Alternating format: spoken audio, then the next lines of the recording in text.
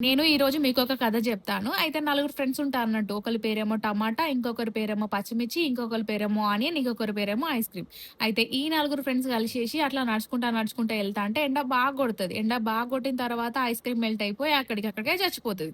పాపం ఇంగ ఈ ముగ్గురు ఫ్రెండ్స్ బాగా ఏడుస్తారన్నట్టు. ఏం చేయలేక అట్లా నడుచుకుంటా ఎళ్తా అంటే మిర్చి బండి పర్సన్ చూసేసి మిర్చిని ఆయన ఆయిల్‌లో డిప్ జేసి ఆయిలేస్తాడు. ఏసిన తర్వాత మిర్చి కూడా అక్కడికక్కడే చచ్చిపోతది. ఇగ ఇద్దరు ఫ్రెండ్స్ ఏం చేయలేక బాధపడుకుంటా, ఏడ్చుకుంటా ఎళ్తాంటే టమాటాకి సడెన్‌గా యాక్సిడెంట్ అయితది. ఇక టమాటా గూడా అక్కడికక్కడికే చచ్చిపోతదన్నట్టు. ఈ ఆనియన్ ఎట్లా ఏడుస్తదంటే నాకు ఒక్కడే ఫ్రెండ్ ఉన్నాడు. ఆ ఫ్రెండ్ గూడా చచ్చిపోయిండు. ఏంది దేవుడా! అని జెప్పేసి బాగా ఏడుస్తది.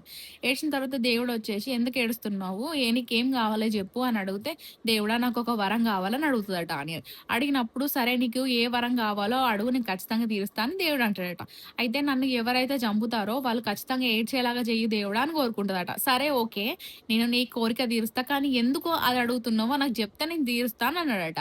సో, ఆనియన్ అంటదట కదా! మేము నలుగురు ఫ్రెండ్స్. మా నలుగురు ఫ్రెండ్స్‌లో మేము ముగ్గురం చచ్చిపోయినాం గదా! వాళ్ళ కోసం ఏడవడానికి నేనున్నా.